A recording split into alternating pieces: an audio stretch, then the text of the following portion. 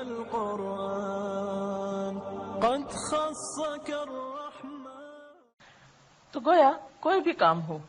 اس سے پہلے تیاری کا کرنا، اور تیاری میں دو چیزیں آتی ہیں، نمبر 1 ذہنی تیاری اور نمبر 2 عملی تیاری. ذہنی تیاری میں کیا چیزیں شامل ہیں کہ آپ اپنی سوچ کو، اپنے دھیان کو، اپنے احساسات کو، اپنے جذبات کو اس طرف موڑنا شروع کریں، ایسے اسباب اور ایسے حالات سے گزریں کہ جس سے آپ ذہنی طور پر اس چیز کے کرنے کے لیے فوکس ہو جائیں.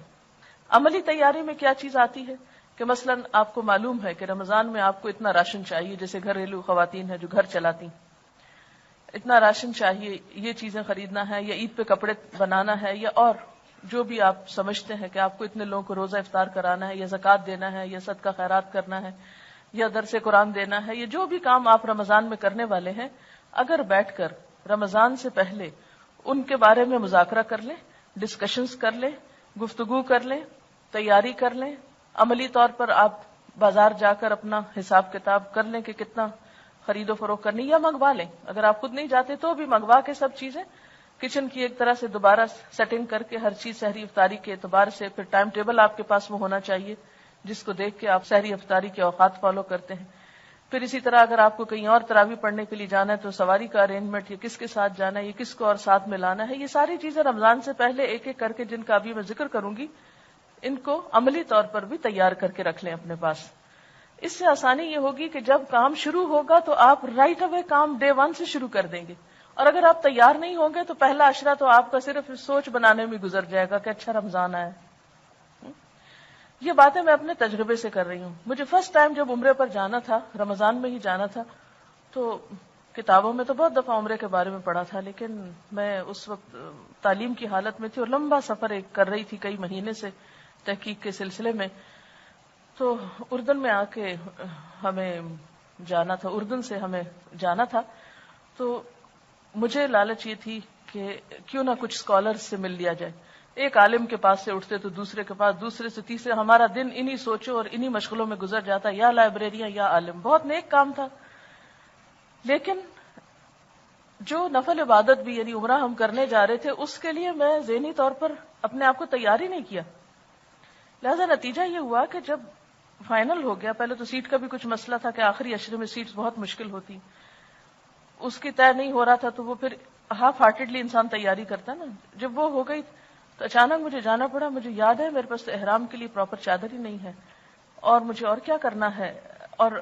جس وقت میں جا رہی تھی تو میں جسے کہتے ہیں نا کہ روحانی طور پر پوری طرح ان نہیں تھی، میں وہ لائبریریوں اور کتابوں اور استادوں میں کھوئی ہوئی تھی. تو اگرچہ آپ پڑھ رہے ہیں، اس وقت تعلیم حاصل کر رہے ہیں، آپ بھی روز قرآن پڑھ رہے ہیں، سبق یاد کر رہے ہیں، ٹیسٹ دے رہے ہیں، یہ کر رہے ہیں، وہ کر رہے ہیں، یہ سب بڑے نیک کام ہے اپنی جگہ. یا اسی طرح گھر میں کچھ اور دنیا داری کے کام کر رہے ہیں، اچھا ہے، کسی کی خدمت، کچھ بھی آپ مباح کاموں میں ہیں. لیکن ان سب چیزوں کے باوجود آپ کو تھوڑا سا ٹائم ضرور نکالنا ہے جس میں بیٹھ کر آپ اپنے آپ کو چیک کریں کہ میں نے کیا ذہنی اور عملی تیاری کر لی ہے یا نہیں کی.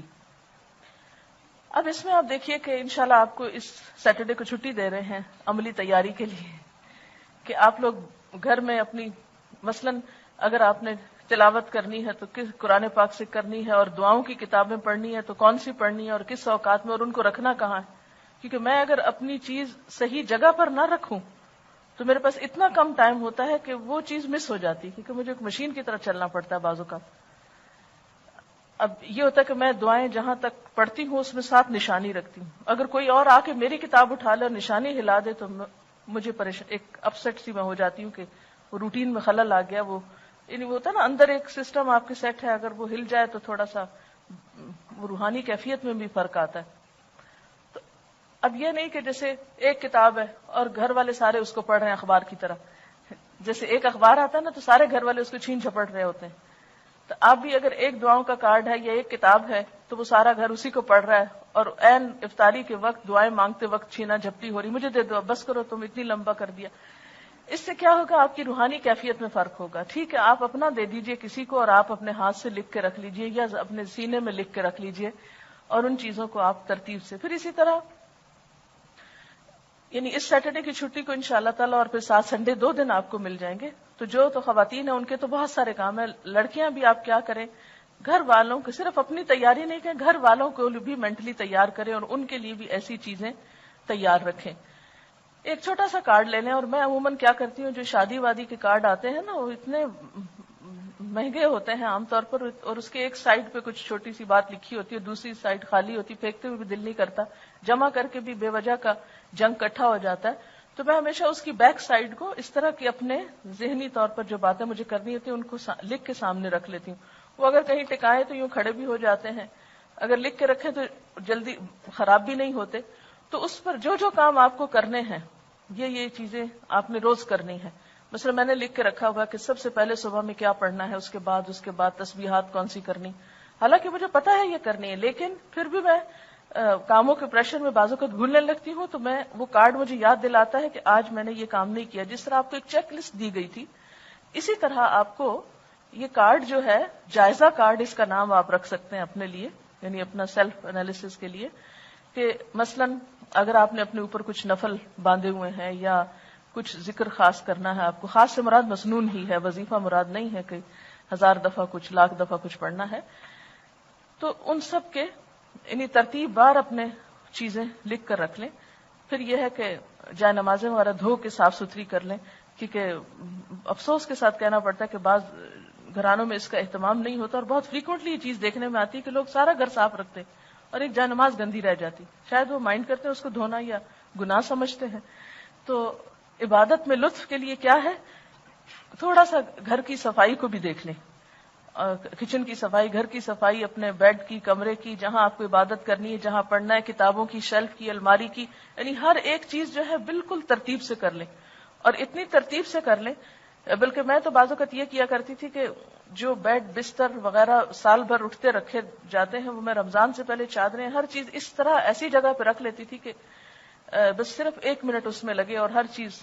جلدی جلدی تبدیل ہو جائے. اور لانڈری بھی رمضان کے لیے بچا کے نہیں رکھیں, سب کچھ واش کر لیں, کلین کر لیں. اور اس طرح آپ جب رمضان, جیسے لوگ عید کی تیاری کرتے ہیں, تو عید سے بڑھ کر آپ رمضان کے لیے عملی طور پر تیار ہو جائیں, اور ساتھ ساتھ کارڈ پر ذہنی طور پر عبادات کی تفصیل لکھ کر وہ تیاری کر لیں. اس کے بعد کوئی نہ کوئی ایسا لیکچر, آپ تو خیر کتاب الصوم پڑھ رہے ہیں, یا سنیے یا سنائیے, 2 میں سے ایک کام کر لیجیے, اس سے بھی تیاری ہو جائے گی. مثلا جو باتیں پچھلے بیچ کی میٹنگ میں ان لوگوں کو بتائی گئی تھی, اور جو کراچی کا پہلا یہاں دورہ قرآن ہوا تھا, اس سے پہلے ایک دن پورا ہم نے 2 گھنٹے یا 2.5 گھنٹے استقبال رمضان پہ بات کی تھی. اس کیسٹ میں, رمضان مبارک اس کا نام ہے, اس میں بہت سی باتیں رمضان کی تیاری سے متعلق ہیں. گھر والوں کو سنا سکتے ہیں, کچھ پوائنٹس لکھ کر آپ درس دے سکتے ہیں. اس طرح کیا ہوگا کہ اس کا بار بار تذکرہ کرنے سے کہ رمضان آ رہا ہے اور رمضان میں افطاری کا اتنا ثواب ہے, اس کام کا اتنا اجر ہے, یہ کام ایسے کرنا ہے, تو اب کیا ہوگا کہ آپ ایک طرح سے مینٹلی تیار ہو جائیں گے کہ آپ کو یہ اور یہ کام کرنے ہیں. ایک ہم چھوٹا سا وہ بروشر سا بنا رہے ہیں انشاءاللہ تعالی, اس میں بھی چھوٹی سی چیک لسٹ آخر پہ دی ہوئی ہے تاکہ اپنے آپ کو دیکھ سکیں, لیکن وہ ہم عام لوگوں کے لیے دے رہے ہیں. آپ اسٹوڈنٹس کے لیے تھوڑا سا اس سے آگے وہ ہونا چاہیے. اسی طرح یہ کچھ مثلا دعائیں ہیں, جیسے چاند دیکھ کر کیا دعا پڑھنی چاہیے, یہ آپ کو پہلے سے یاد ہونی چاہیے, یا کہاں پر ہے, یا گھر والوں کو یاد کرا دیں, اگر خود یاد ہے تو دوسروں پہ صدقہ کریں. پھر اسی طرح لیلۃ القدر کی دعا جو ہے وہ آپ کو زبانی آنی بھی چاہیے. ایک کام آپ اور کر سکتے ہیں اگر اللہ آپ کو توفیق دے, کہ ایک چارٹ پیپر اگر گھر میں لے کے رکھ لیں, اور چھوٹی چھوٹی اسٹرپس کاٹ کے اپنی فریج کے اوپر یا ڈائننگ ہال میں جہاں کہیں زیادہ لوگ جمع ہوتے ہیں, کیونکہ ساری افطاری میں ہی گھر میں عام طور پر لوگ اکٹھے ہوتے ہیں, تو ایسے کسی بھی جگہ پر جہاں آپ دیوار خراب نہ کریں, تو وہ کچھ بھی دعا اس طرح کی لکھ کے لگا دیں, تاکہ جب وہ بیٹھیں گھر والے, مثلا افطار کی دعائیں جو ہیں مسنون دعائیں ہیں, ذهب الظمأ وابتلت العروق وثبت الاجر انشاءاللہ, یہ مسنون دعا ہے, لیکن عموماً ہمارے معاشرے میں اس کا رواج نہیں ہے پڑھنے کا. اسی طرح اگر آپ کسی کے ہاں افطار کرتے ہیں تو ان کے لیے جو دعا ہے وہ, پھر اسی طرح ایک اور دعا بھی جو ہے افطار کی, لیکن سحری کی کوئی خاص دعا جو ہے کسی حدیث سے ثابت نہیں ہے اور نہ ہی کوئی مسنون ہے, وہ بسم اللہ سے شروع کر کے آپ کھانا کھانے کے اینڈ کی دعا جو ہے وہ پڑھ سکتے ہیں. پھر اسی طرح عید کے دن کی جو دعا ہے وہ آپ پڑھ سکتے ہیں. اللہم انا نسألک عیشۃ نقیۃ ومیتۃ سویۃ. یہ ورقہ ہم انشاءاللہ اویلیبل کر دیں گے. اس میں ہوگی، ہم چاہتے تو تھے اس کو پراپر شیپ دیں، لیکن ابھی اس سال اگر اتنا ہی ہو کہ یہ صرف یاد دہانی کے لیے کاغذ آپ کے لیے اویلیبل ہو تو یہ بھی کافی ہے. اور ان دعاؤں کو صرف یہاں سے دیکھ کے کون کون ورقہ پڑے گا، یہ ورقہ صرف اس لیے کہ آپ اس سے لے کے کسی اور چیز پر، کارڈ پہ یا کہیں لکھ کے گھر میں نمایاں جگہ پہ لگا دیں اور دوسروں کو بھی متوجہ کریں. اور دوسروں کے سر پہ سوار ہونے کی ضرورت نہیں، اور نہ انہیں تاکید بار بار کرنے کی. بات یہ ہے کہ جب آپ خود سنجیدہ ہوں گے، جب آپ خود یکسوئی اور خشوع کے ساتھ دیکھ کے دعا مانگ رہے ہوں گے، پڑھ رہے ہوں گے، تو جو دیکھنے والے ہیں وہ دیکھ کے سبق لیتے ہیں. ایک چیز جو انسانوں کی بہت کمزوری ہے اور وہ ہے نقالی، چاہے اچھی ہو چاہے بری ہو. اور اللہ تعالیٰ نے بیسیکلی اس لیے رکھی کہ انسان کچھ سیکھ سکے. اگر آپ دیکھیں گے تو یہ کمزوری بچوں میں بھی بہت ہوتی ہے. خود نہیں کام کریں گے، اگر کوئی مثلا خود کھانا نہیں کھائیں گے تو دیکھیں گے کوئی کھا رہا ہے تو فوراً کھانے لگیں گے. ہر وہ کام کرنے کی کوشش کریں گے جو کوئی دوسرا کر رہا ہو. اسی طرح یہ صرف بچپنا بچوں میں نہیں ہوتا، یہ بچپنا بعض اوقات بڑوں میں بھی بہت ہوتا ہے کہ خود نہیں کچھ کریں گے اور نہ کسی کو کرنے دیں گے، لیکن اگر دیکھیں کہ کوئی کر رہا ہے تو فوراً کاپی کرنے کی کوشش کریں گے.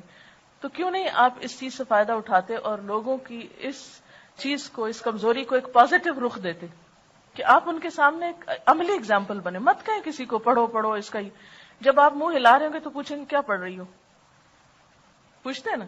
جب آپ کچھ پڑھ رہے ہیں یا خاموش ہیں تو کہیں گے کیا کر رہی ہو، تو اس وقت آپ بتا سکتے ہیں یہ دعا ہے اور نبی صلی اللہ علیہ وسلم پڑھا کرتے تھے اور اس سے ہمارے عمل میں کئی گنا اضافہ ہو سکتا ہے. اور سامنے لگی ہوئی اگر ان کو پڑھنا ہے تو پڑھ لیں گے وہ بھی.